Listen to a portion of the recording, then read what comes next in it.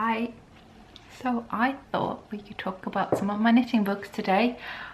I have a big pile of knitting books in London, but I also have a big pile of knitting books that I haven't managed to get to London just yet. So they are here in Norway, and yeah, I don't know where to begin. I got a ton of piles around me on this table, so let's just crack on with it, because yeah, I'm not really prepared, to be honest. I'm just gonna kind of whisk through the books with you. So this is not a kind of formal review type things. I just want to lipstick, make you a bit aware of what is out there. You know, some of the books that have not been translated. But the majority of these books have not been translated into English. And so if you think these should be on the international market in other languages than Norwegian, then, you know, contact those publishers and designers and just let people know that there's an interest out there. Like, telling me that these should exist in English isn't probably going to make much of a difference. You should go to the source and like say, this book, I want it and I want to be able to read it. So yeah, I'm just gonna start with this one. So this book was published, I think, last year, and it's like a kind of retro vintage something from Dahl. So if you don't know who Dahl is, they're one of the major pattern publishers and yarn producers in Norway, next to Sunless, and we also have a couple of other ones, of course. We have Drops and we have Viking and so on. But Dahl is pretty big deal. They have been around for quite some time, and they have often love those songs. They often publish patterns when there is like a ski championship or winter championship or the Winter Olympics. They make sweaters for that. So there's a lot of colour work, ski jumpers, that kind of thing in their repertoire. But for some reason, when they decided to make this book where they publish a lot of their old patterns, I don't feel like they picked from the top of the pile, you know? They have gone from some really weird stuff, like these coats that are crochet. Yeah. And these kind of grandpa jackets. Though they were called dad jackets back then, because back then those people that were grandpas and great grandpas today were dads. So that's a brioche or half brioche. I think we call brioche patent in Norwegian, and then there's half patent, so half patent, and I think that's fisherman's rib.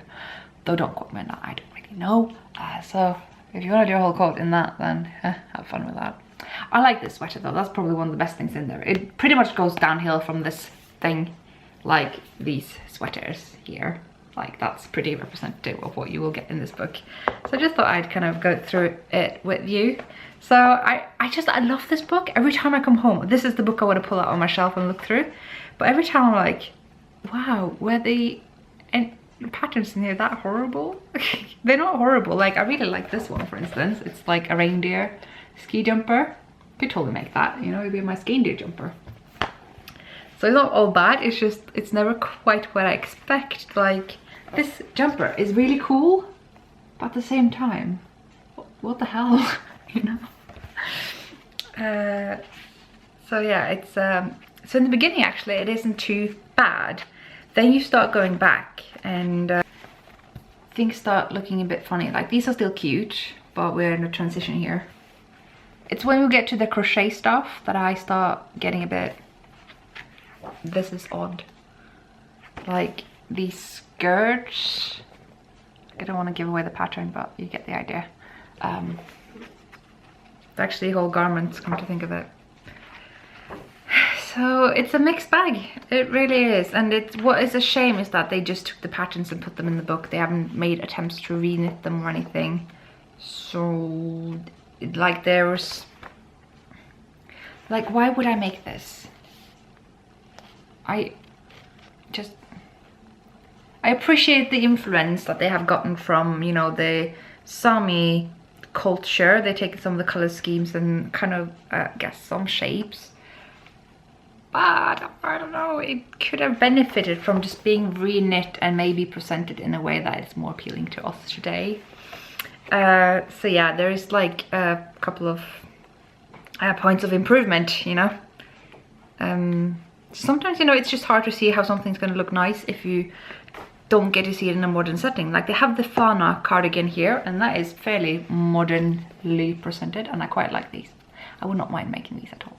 So mixed feelings about this book. Some of this stuff is And other stuff is pretty cool. But then again, the stuff that are pretty cool in here, I know where to get elsewhere. So this book is for if you want a book full of vintage patterns, this is right up your alley. But I don't know if I'm ever going to make anything from this, you know. It's, yeah, I like having it. We'll see if I bring it to London or not. But it's, yeah, it's a mixed bag. That's all I'm going to say. I love it, but I don't know if I'm ever going to make anything from it. That's the tagline there. And this is a book I got quite a while ago, and it's called Needles and Yarn. And I think that's the reason this isn't the most well-known knitting book in Norway, because it doesn't have a particular focus. It's a bit all over the place. It just says 100 Norwegian knitting recipes or patterns, if you will. Yeah, like, I love this pattern. This is super cool. I should be showing the chart. But yeah, it's lots of really cool stuff, but it doesn't seem to have a particular focus, and that's where I keep coming back to this. Like, I don't know why would I pick up exactly this book? But when I look through it, I'm like, oh, so many cool things in here. Look at that. It's like, oh, I really like it. It just needs an angle of sorts. And look at all that, the moose sweater. And all of the projects here, they look a bit overwhelming, quite frankly. Like, they just make me go, wow. It's a color work all over kind of thing. And it definitely is a book that makes me feel like I could take my knitting to the next level. Sorry if there's too many book sounds and noises here. This sweater is actually really lovely. Oh my god, I love those colors. I'm sure nobody's shocked to hear that. So yeah, this book is kind of really underestimated for me as well. Like, I just been whisking through this part of the book now that has a lot of stuff in white, and that's literally the theme of that chapter. It's just stuff in white. I find it hard to find anything I want to make there. I don't know why. And then there is stuff of like just things that are felted, and then things that are just kind of lofty. And this is where I'm like, they lose me a bit. Like, it's just like things like this. It's called Timeless, whatever that means. And this. And this is where I'm feeling like the book doesn't have any focus, you know? It's oh, hang on, I quite like that sweater. Maybe I'll try that one time. But you know, we're suddenly in a completely different territory than where we started. Where I was like, yeah, look at that color work. And I'm like, where are we now? You know, I don't know. It's, I think you get the point. You get the point what I'm trying to say. So it's a mixed bag. Like, this shawl, it doesn't really go by the stuff that you started out with. And, oh. So you kind of, it's a book that you just really need to go through to remember what it is, you know? So traditional and modern and blah, blah, blah. It's got 100 patterns in this book, so it's pretty good value. So no regrets about buying it. It's not a book I have knitted anything from, and I don't have any plans to knit from it. But it's a nice piece of resource to have if you want to have a knitting book that has a bit of everything to it, but also everything will give you a good challenge. Now I will say, and I'll say this about all these Norwegian pattern books, and this has actually come up in the Inside Number 23 podcast of when Katie was going to make a pattern from Isager, which is a Danish designer. And she found that the pattern, and this is something literally everybody tells me when they're knitting from Scandinavian patterns, it's very, very common to find that those patterns are more like recipes than patterns. Like, they will tell you how to do, say, one mitten or one sock or one side of a cardigan, and then they say do it the opposite, the other way, the other side, or mirror it or something. They won't tell you how, they just say, you know, do it mirrored. Yeah, and if you're doing any decreases, say, you know, they say decrease 10 stitches, and you have maybe, I don't know, 634 stitches or something. That's a random number, but you have to find out how you want to distribute that. And obviously 10 stitches, that sounds pretty straightforward. But say I want you to decrease 23 stitches across 163 stitches or something. What do you do then, you know? So that's quite common, and you will find that in a lot of these books. They will give you the resources you need to make it, but they won't necessarily tell you every little step of the way. So just beware of that. It's yes. Should I pick up the next book? It's an English language book that I'm sure you have heard of. It is the Knitter's Almanac. I think I arrived at the world of Elizabeth Zimmermann just a little bit too late in my knitting days. I think Elizabeth Zimmermann is good if you're like a year into your knitting or something like that, where you need, like, you know knitting, but you need to find your confidence in it and you need to understand it more than just know it. I know, Cassie, it is difficult, but you'll get there. And so I think Elizabeth Zimmermann is the next kind of logical step after you've been through the basics of knitting and you had your, you know, Stitch and Bitch books and that kind of stuff. Then she's the next step. And I arrived a bit too late for that. When I read through this, I was like, yeah, I don't need to be told all this stuff. And I guess, you know, that is what Elizabeth Zimmermann wants to tell you, that you don't need all this stuff. So I'm already there, you know. I kind of came a bit late to the party. But if you are not there yet, you know, go pick up this book. It's so lovely and has this amazing conversational style in addition to amazing patterns. You actually do get to see all the patterns on the front page. So there are Aran sweaters, Norwegian mittens, tie shawls. Oh, I want to knit something from there. But it's, for me, where I am at in knitting, I get a bit annoyed that I have to read through all this text of her conversational style when I just want to get to the pattern, you know? So for me, I guess I might be a bit late to the party. Oh my god, look at these shawls. Okay, are we taking this book to London? I think maybe we will. But again, this is one of those books that is a mixed bag, and it's quite the textbook more than a pattern book. And you get patterns for like little things and big things and sweaters and shawls and jumpers and baby wear. And again, one of those books that will give you a bit of everything, like I said, and that can be quite nice if you are, like I said, you know, just a year into your knitting, or if you knit literally every day and you finish lots of things every month, then you only need to be a couple months into your knitting days. And I do recommend this book sooner rather than later, and it is in English, so there you go. Now we're gonna get to some books that are Norwegian and translated, and that's the Arne and Carlos books. So these guys started out with their Christmas balls. They literally made a whole book for just this one recipe pattern. Our dog just collapsed on my floor. They've been out on the terrace and it's quite sunny there, so they're just roasted. I love those little beasts. So yeah, Arne and Carlos, they made one pattern, 55 patterns. I guess we call it like Uppskrift is recipe and Mönster is pattern, so one recipe, 55 patterns.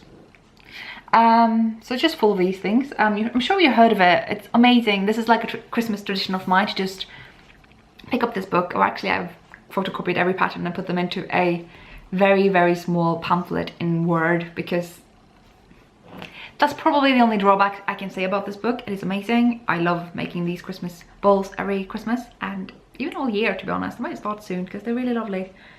But my complaint is that it's not worthy of a whole book. And let me just show you what I mean.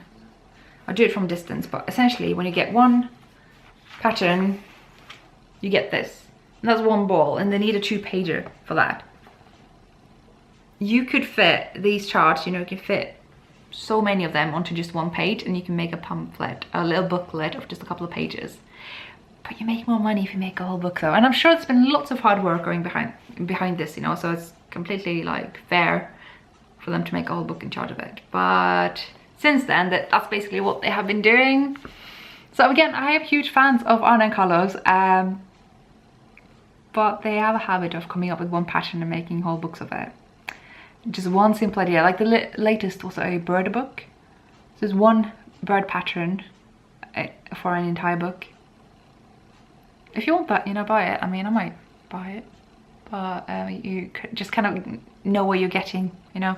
The same thing they did with the slipper book as well. There's a book for slippers. I still think there's just a one base pattern, but don't quote me on that. So I guess I just wish they would come up with more stuff when they're publishing an entire book. Otherwise, just sell a booklet instead. I think it's just good to be honest about what you're selling, or just be aware of what you're buying. That's fair enough. So that's one Arne and Carlos book, and the other book I have of theirs is the Knitting Dolls. And it kind of repeats the point that I have, because these dolls are essentially based on those Christmas balls, because the heads are made the exact same way, but then they added bodies to it. And it's a lot of fun, to be honest. You get a lot of variations of... There's one way of making the dolls. There's one doll pattern. Shut up, Cassie. I love that dog, don't get me wrong. But there are tons of patterns for clothing. So just to give you an idea, it's a pretty like, it's a bit of a visual treat as well, this book. It's not just for the patterns. You do get like to play around with your imagination quite a bit there. I haven't played around with this book enough. I started making one doll once and I just got up one leg and realized, whoa, that is boring. It's so boring to make those really long legs. But one day I will. I think it sounds really cool to just kind of make all my friends or something and then give them that for Christmas. And be like, ah, you have a little avatar of yourself. A knitted avatar. So yeah. Do I recommend it? If you want to make a doll, yeah. If not, then it's not much else here for you unless you want to make tiny sweaters. I guess that's kind of cute as well. Maybe you can use them for your Barbie dolls or something. I don't know if they come in the same size because I haven't actually made anything from this yet. So let's look at some of the earlier stuff that I bought in my knitting days. I thought when I started knitting and crocheting that I needed some stitch dictionaries. And these are some very basic ones. I don't know what they're called in English, but these are translated from English. So the knitting book is written by Maria Perry Jones, and the crochet book is by Betty Barnden. So if you can find those names, you can probably find those books. And I like the crochet book actually, because it literally told me how to do all the different crochet methods, and I've actually like used the Norwegian names for them as well, or the English names. Although at the time I was not. Oh, I was aware of the different names in UK and US, so I have that here as well. So the book says them in Norwegian to me, and then I have tags for what they're called in English and American English. That was clever of me, well done me. So I guess I was really serious about crochet at some point. But after the whole like how to do various stitches part, you get to just various kind of stitch patterns. So I never read crochet from, oh, that's an awful sound, sorry. I never read crochet from charts before, but here's like an idea of the kind of thing that you will be told here. This is a really cool stitch dictionary for crochet. So I can recommend that if you are curious about more crochet. Although it might be better. It might be better crochet dictionaries out there. But this is one of those, and this is the only one that I have. So there you go. So interestingly, even though I am a knitter, I have actually had less use for this book. Because if you think about it, the only thing you need to do when you knit is knit and purl. You don't need a whole book to tell you that. So this book is just even more full of stitch patterns. So just see if I can show you some. Like, it's actually quite a treasure. Maybe I should bring this to London and use it for some designs. So again, stitch dictionaries. If you like stitch dictionaries, this is not a bad one. But I think if you were to go with stitch dictionaries, Barbara G. Walker is your lady. I'm not saying this is bad, I'm just saying she's better. So I have those books, I just have them as PDFs, so I can't show you them here, but they look good. Did my makeup just go? Oh. And this is another one of those beginner books that I got. It's called, I don't know how to translate that without making it sound a bit kinky, because it's like knitting lust, but not that kind of lust. It's more like just lust for knitting, wanting to knit. Knitting want, maybe. It's by these ladies. Again, one of those books that I am pretty sure is only in Norwegian, but it was a really big deal back in 2011, the year that I moved to London. It's probably one of those kind of the books that kind of kicked off the knitting book trend that we've had the past few years, and I can see that trend is going down now. There are few knitting books coming out there, and the ones that are coming out don't really pique my interest anymore, I'm afraid. There's only so many Marius books you can publish, right? But yeah, again, this is one of those books that has a bit of everything. I mean, you want to knit a scarf, jumper, mittens, or an elephant, this is your book. I really like it. It's everything is at a kind of appropriate level. And so, you know, if you are still in the beginning days of your knitting and you don't want to buy a whole book for sweaters and you don't want to buy a whole book for mittens, you want a bit of everything in one book, I think this is perfect. Of all the books that I've covered now, I might just put this on top of the pile because it's just such a good mix. And it has a very Norwegian focus. There's a variety of scarves and shawls, and it's sorted by category.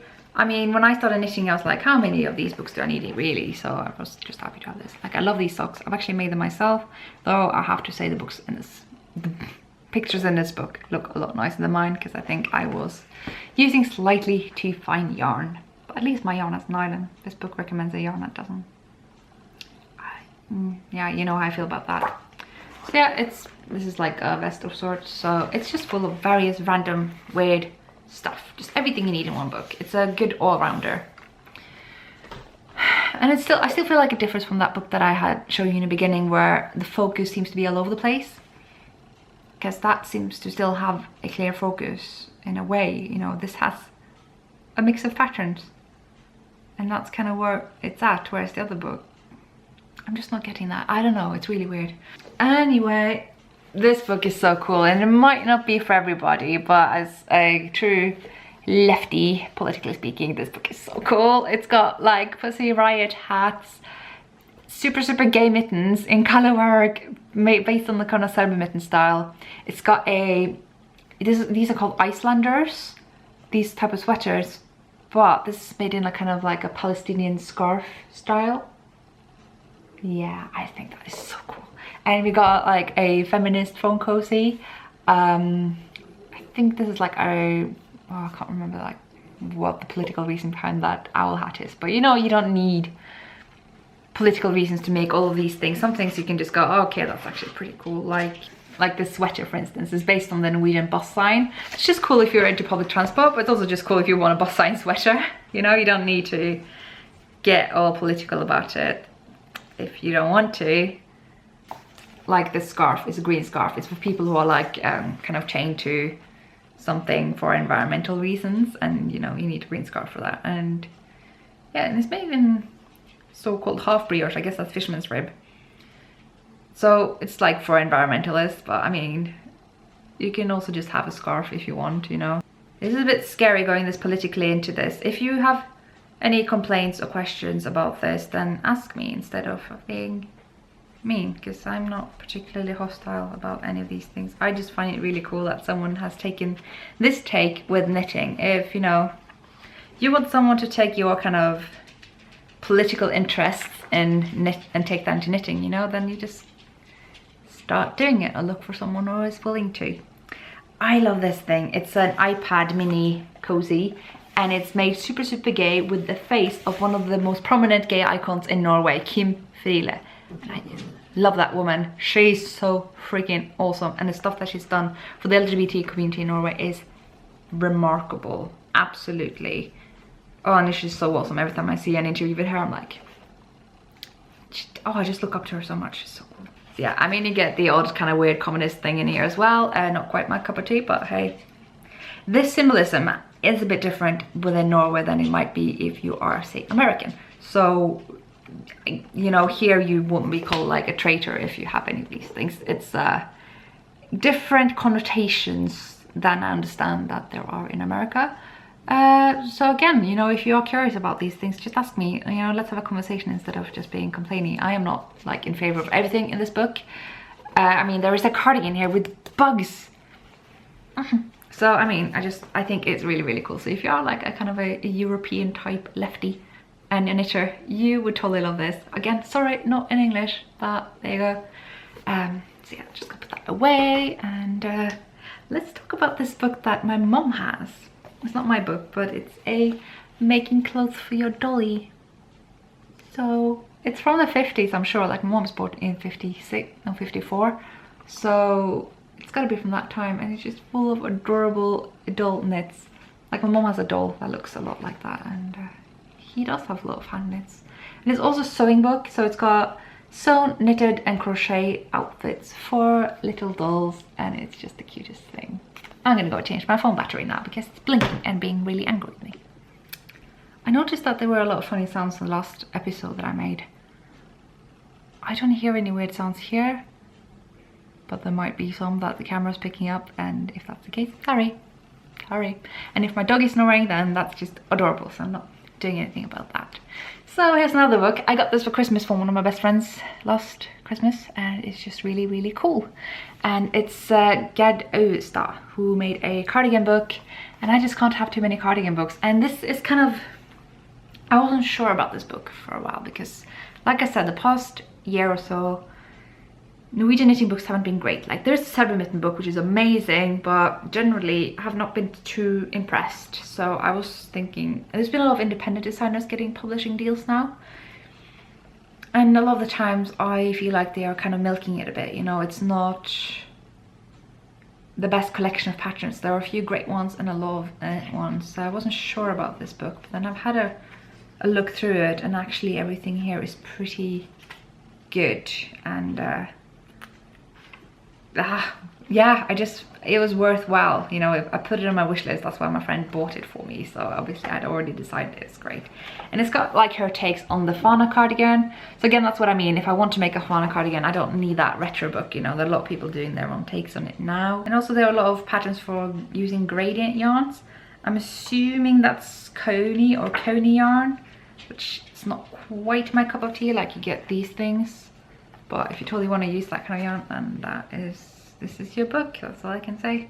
You don't need to use gradient yarns either, to be honest. Ooh, this cardigan is super pretty. Look at that. So I hope that was focusing. If not, I'm sorry. Can't know what's going on all the time. So again, I don't understand how all this came out of one woman. Honestly, that's just an incredible talent. And I have to say there have been a couple of other cardigan books coming out lately as well. Not in the Koftaboken series, but like others doing it as well. And these are coming from really, really talented people. I just don't like their aesthetic.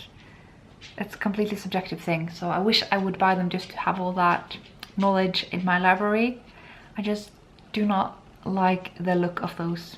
But this I quite like. And even if there are some things I don't quite agree with, I can see easily how I would change it. So I really like this book. So if you want to support an independent designer who got a book deal, then this is a pretty good book for that. It's got a mix of children's clothes and adult clothes, and it's pretty much garments only. Like, it's a couple of accessories, but generally garments.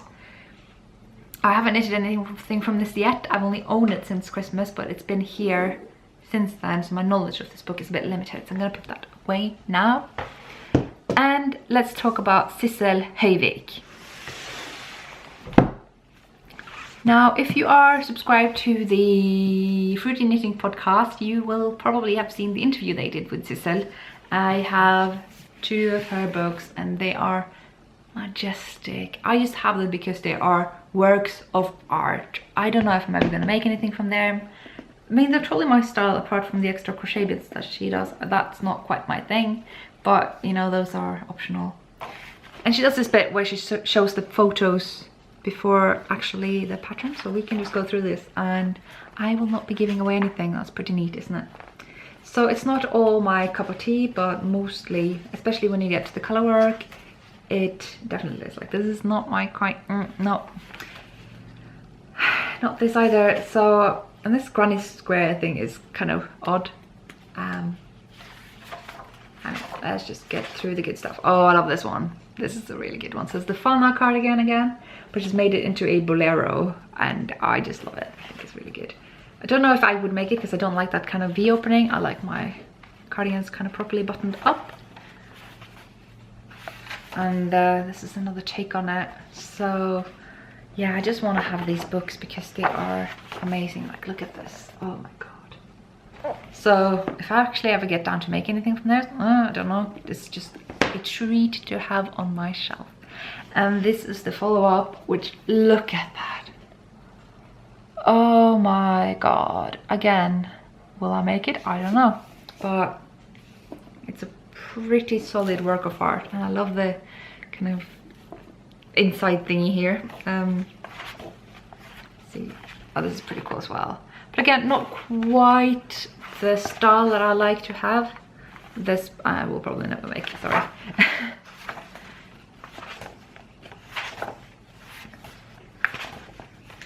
Again, this is kind of like a kind of Miss Umbridge thing, not quite my thing. But again, I just admire her talent so much, and there are the odd things here that I would like to make, like this.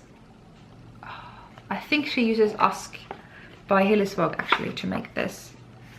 It doesn't say, but it will say in the pattern, I am sure. And look at that. Just the photography here is like half the reason I bought this book in the first place. It's just everything here is so stunning. Sometimes, actually, yeah, I buy knitting books even if I have no intention of making anything in them. It's ridiculous, but that's where I am at. And this is pretty cool. She's taken the Burberry cardigan, which has been really trendy lately, and done a different take on it, which I quite like and I think is really flattering. But yeah, there are some other things here as well that are completely different. It's just a very good mix of things, and primarily it's just a work of art. So if you just want a good piece of eye candy on your bookshelf, just get her books. And if you want to do, you know, traditional Norwegian knits with a more modern take, with all these kind of colourful crochet elements to them, this is your book. I just have these books out of sheer admiration. So if I knit something on them or not, we'll see. However, a book that I have and will be knitting from is the Icelandic Knits book. This is in Norwegian, but you can get them translated into English. This is a book that was originally released in... No! Oh god, I'm lying to you guys. This is in English, but the book exists in Norwegian. It was published in Norwegian shortly after I bought this in English. So it exists at least in Icelandic, English and Norwegian. Good. Cover that then. I have made one pattern here 3 times. That's pretty much all I have done. I'm trying to find it, but I can't be bothered. It's the Didderip sweater. I made it twice for my boyfriend because the first time he lost it, and I like repeating that all over again to make me seem like I am so nice and good for knitting him basically the same sweater twice, which is kind of boring. But I really enjoyed making it, and the 3rd time I made it for my dog, which you have seen already. So it's just a treat. If you love the Letlopi yarn and Icelandic sweaters, this is the book for you. Just get this book, that's all you need. It has so many patterns from Verdis Jonsdottir, and it's got like a couple of other things as well. It's not all colour work, but primarily it is colour work. It has some lace actually as well. Oh, here's the Didderip pattern. Here we are. Sold me this one 3 times. That's why there's a bookmark in here. It's just an amazing book. It doesn't look great. The English translation looks pretty awful. The Norwegian version actually looks really nice.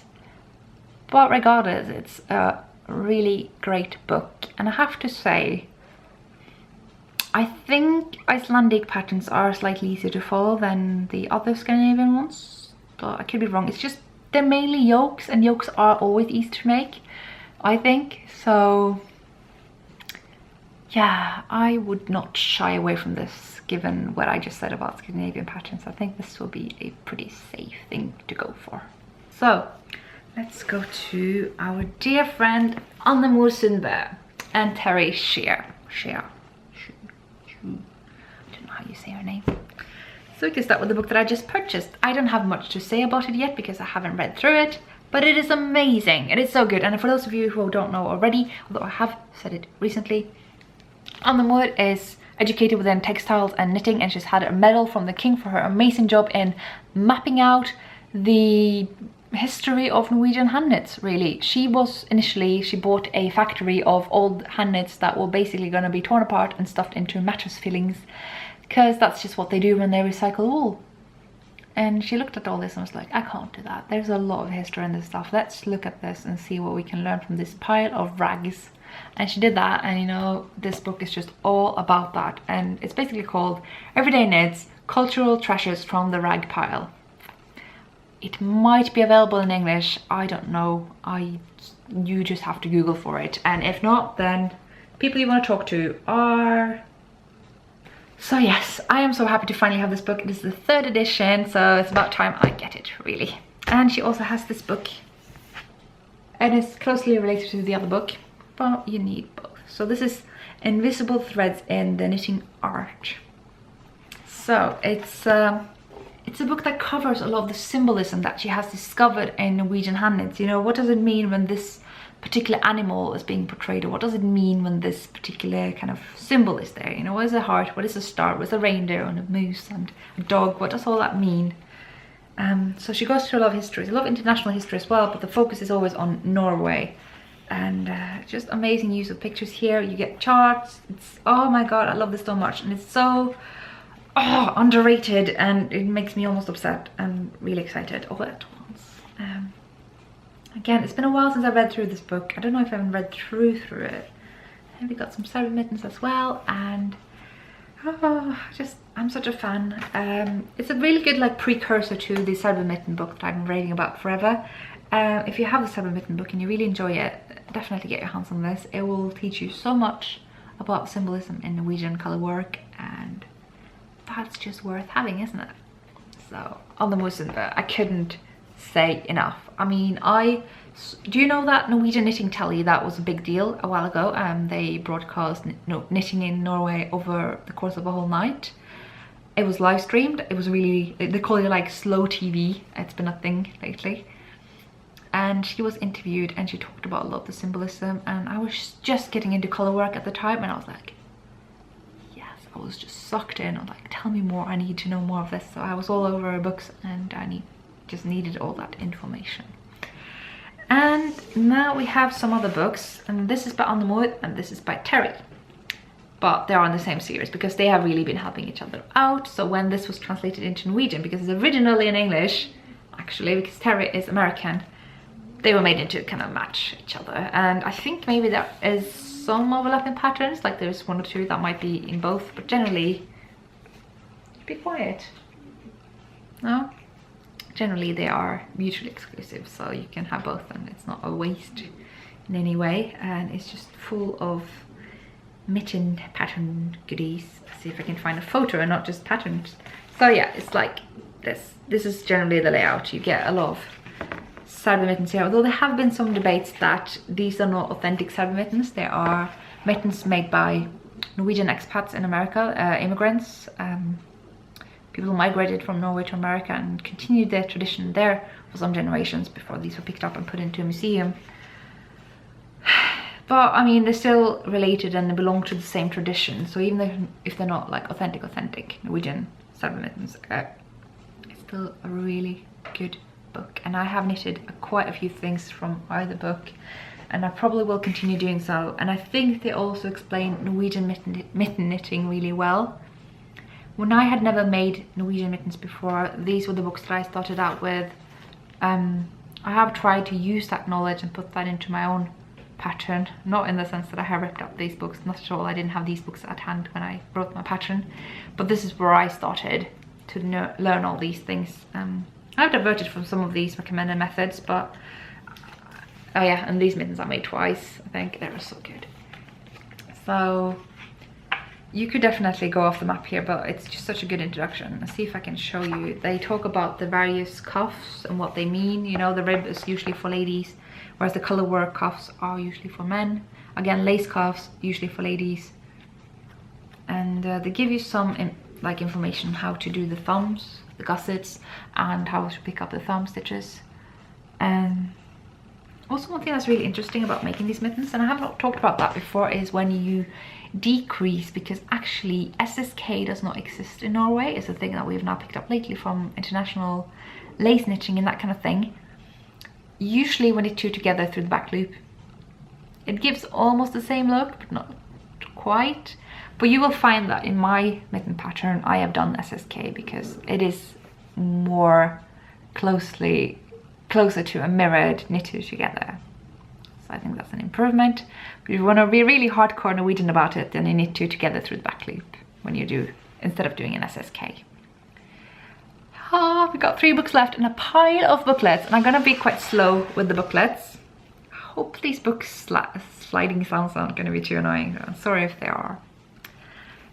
This is the first Mary's book that was published. It's a bit of a kind of a patchwork thing, because this publisher, it's got nothing to do with the Sunless publishing.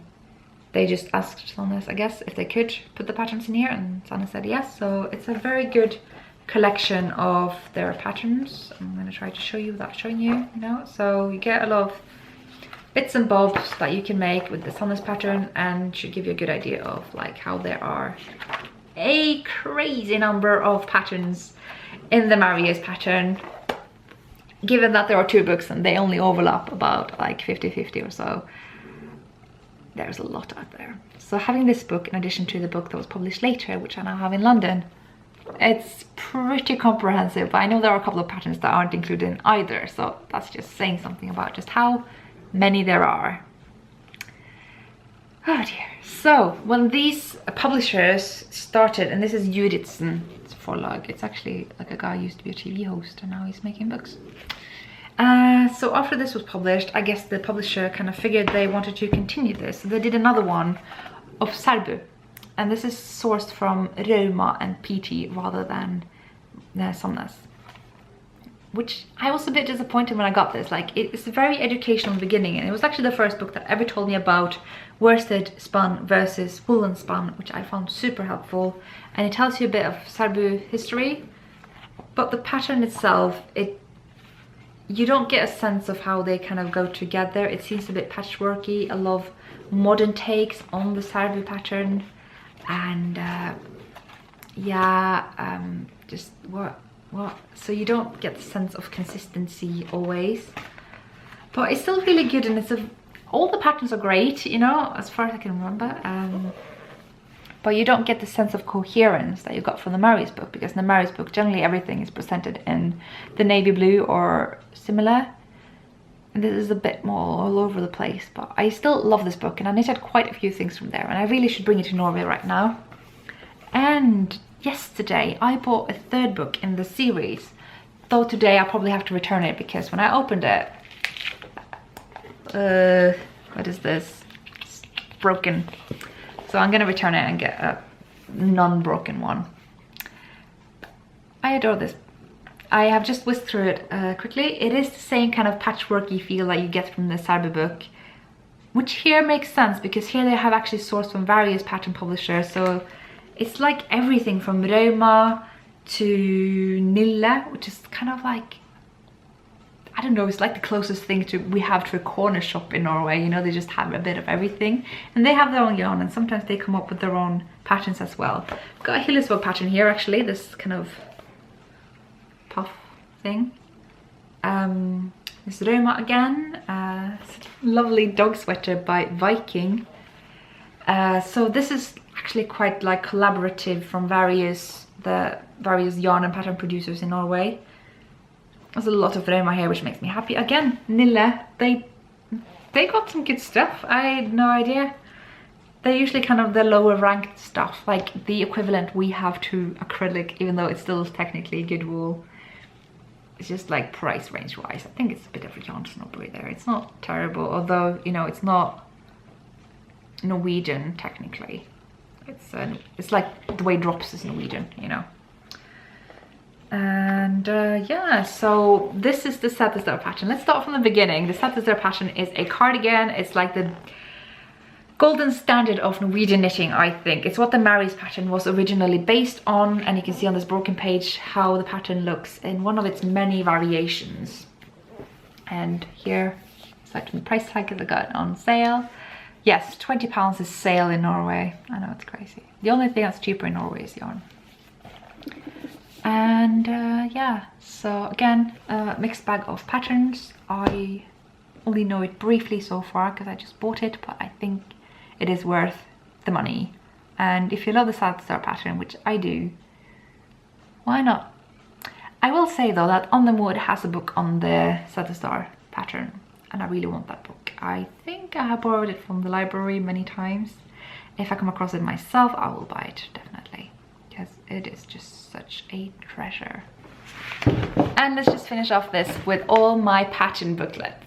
I know this looks crazy. It actually isn't that crazy, because a lot of these I got for free, and those I will not cover. I'm just going to show you them very briefly. This is a pile of mandarin booklets. So mandarin is the cotton series by Sunless Design. So they just gave me these for free last time I was in Norway, and they said they weren't going to sell them anymore, so I just got a bunch of them. And I can understand why they're for free, because they're not great. There's very little in these that appeal to me, but I can't say no to free patterns, so I accepted them. And you know, I've seen like one cardigan in here that I might have a go at some point. It's just, yeah, free patterns, woohoo! So the pattern booklets I do want to talk about are these. I'm gonna try to be as quick as possible. These are the Familien edition, cardigan edition. So Familien is just a craft and general family stuff magazine. It's targeted maybe like to kind of my mom's generation, and usually a sort of family oriented kind of Christian target group, so not quite me, but every year they make a cardigan edition. So these are all about knitting cardigans, and they are great, and there's just so many amazing patterns here. I have a couple of these in Norway as well, and you just get so many amazing patterns in here. It's crazy, and everybody from various independent designers and big pattern publishers come together here. You know, they all try to submit one pattern of their most recent publication to kind of promote, you know, what they recently published, I guess. So it's a great way of being noticed if you are an indie designer, and a great way of promoting your, I guess, knits in general if you are one of the big boys as well. So if you are in Norway in January, February-ish, I think that's when they're selling these. They don't anymore. Yeah. The 2015 one was from the 19th of January, and the 2016 was the 18th of January. And I would expect them to be in stores for maybe a month's time. I usually always miss them because I'm in the UK then. So my mom usually has to track them down for me, which is a bit of a challenge every year. So I think there are 3 of these out now, and I have all 3, and they are amazing. And I think this I picked up in the bin when I was working as a cleaner at the hospital. And I was like, someone threw this away. And it's full of cardigan patterns. And again, I think it was just like a kind of like appendix for just a general kind of gossip magazine or family magazine, I'm not sure. Kind of the kind of thing that my grandma reads, you know. So I totally kept that. And this was my first knitting magazine. Not magazine, but like booklet. So it's from Sunless. It's based on the Mary's pattern, and this was when the Mary's pattern was kind of coming back up again after a bit of a hiatus since the, I think maybe 80s. It was a bit back again. So they came up with this booklet, and I think this is probably all they had planned to do. But then, you know, there's a big Mary's trend, and they came out with that book, and then there was the other book. So this booklet seems a bit pathetic now, but it still actually has some patterns that the other books don't have. Hello, dog.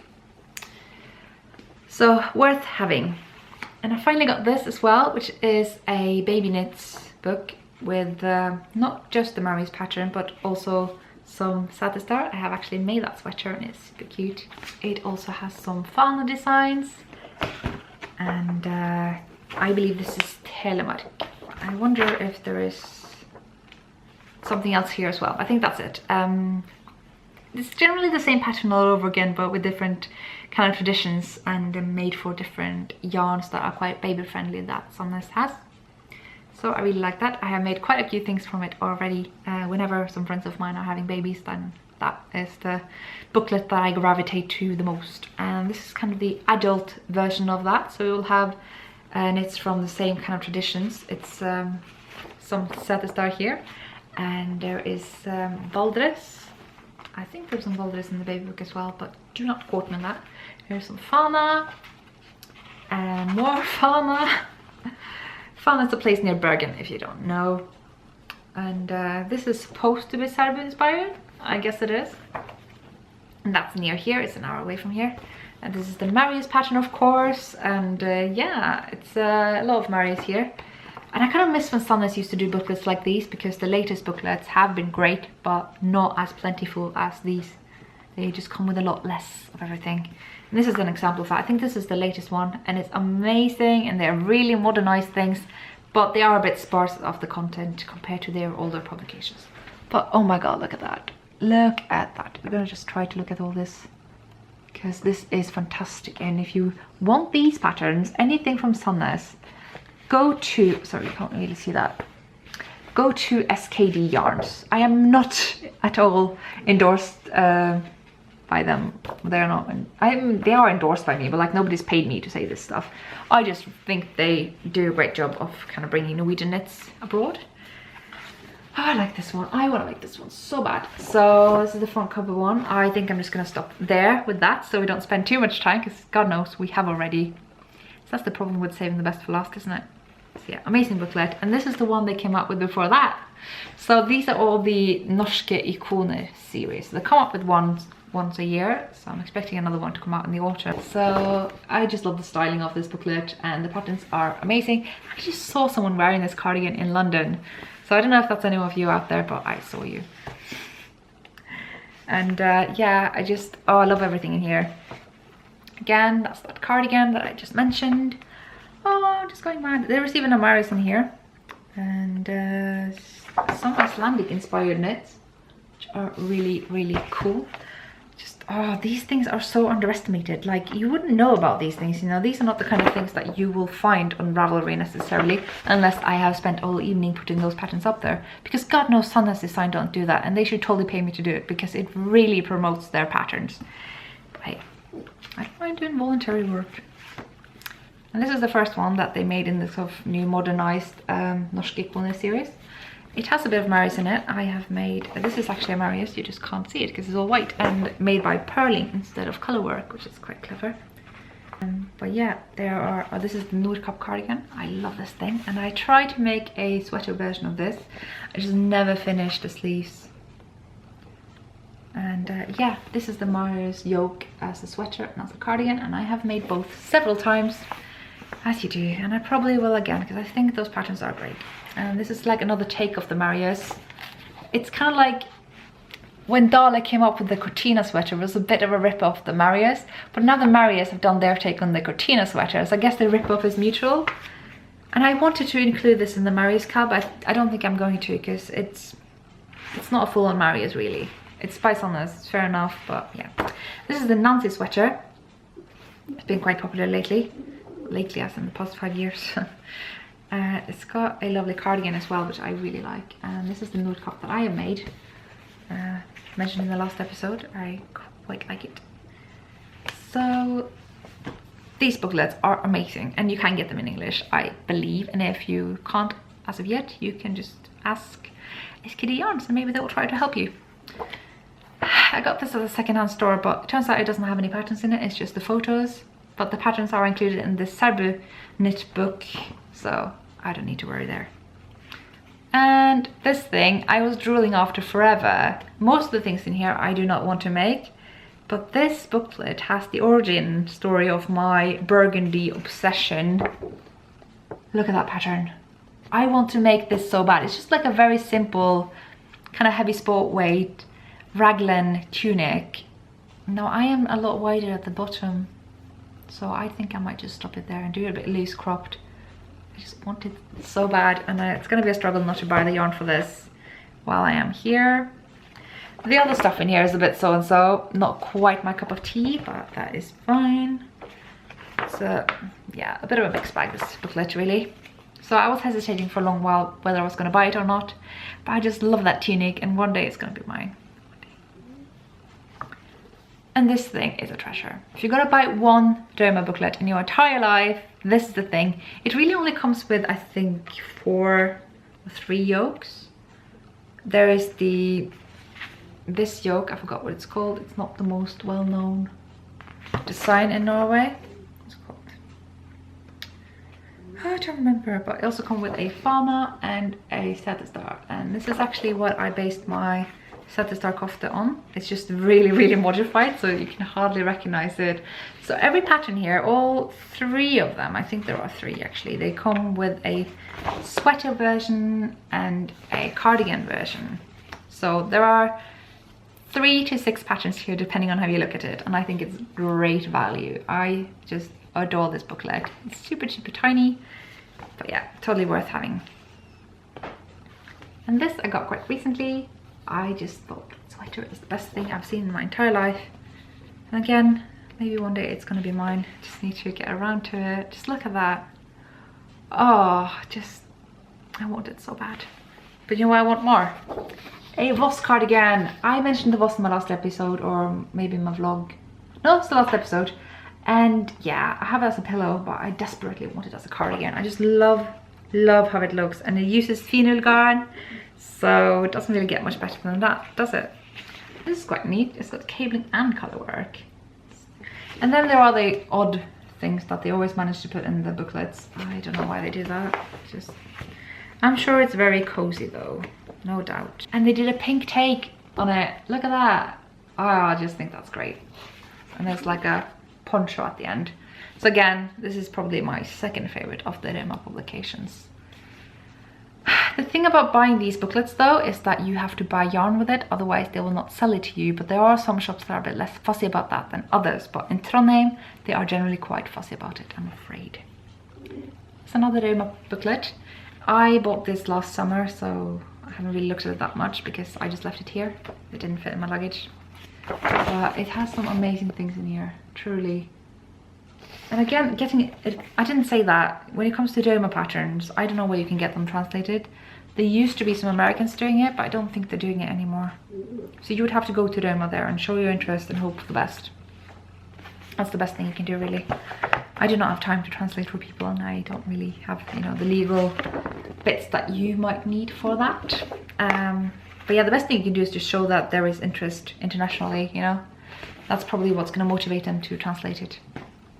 And again, they are rubbish at putting the patterns up on Ravelry even. I usually have to do that for them, and they probably don't even realize that I am. And even if they did, they're probably like, "You're not legally allowed to use our photos, how dare you?" And this is a Norwegian classic series by Sunless. It's quite similar to the Norske Ikoner, to be honest. Norwegian icons. There's actually a picture of all the patterns that are included. It is just a piece of treasure. And everything is just using crazy colors. Well, this isn't so crazy. It's just really lovely. It's Valdres again, I think. Let's see, Dahl. It looks a bit like both. And it's got children's as well as adult stuff, which I think is great. They usually make separate booklets for each. So this thing, I'm pretty happy with the amount of patterns that you get. It is Valdres. And there's a Marius dress. And again, this is one of those things that you won't find in the books because it was published afterwards. They keep coming up with new stuff. And here's some more Marius. And sorry, this is going very quick now. I just feel like I've gone on and on forever. I really like this. I'm wondering if when making my next cardigan, instead of doing the yoke in the other booklet, I might do this and just cut it open and do a cardigan of it that way. And this is really lovely as well. It's just, yeah, I forgot I had this booklet, to be honest, because it's still quite new. That was the Telemark, by the way. It's one of the lesser known Norwegian patterns. And here's a bunch of takes on the fauna sweater and cardigan. I need a fauna. Why don't I have a fauna? I think it's because I'm from Trondheim, and Trondheim and Bergen are a bit like, you know, Liverpool, Manchester. We're a bit like rivals. We have our own football teams, and we can't be seen wearing our different knits. But I don't really care. I love Bergen. I want to go there soon. So yes, that's that. That was the last booklet. Yeah, wow, I am thirsty. I've been talking so much, so I hope you enjoy this. It's not like a proper review, it's just me going over what I want in my library, kind of helped me think about what I want to bring to Norway. I think I might prioritize my booklets and maybe the series of Marius at the start and Serbu books, patterns. Yes. I love the sisal books, but they're huge and I'm unlikely to knit anything from them anytime soon. So they're probably going to be staying behind. I will see you guys later. I'm gonna have a nap or something now and a cold drink. Thank you so much for watching this. Bye.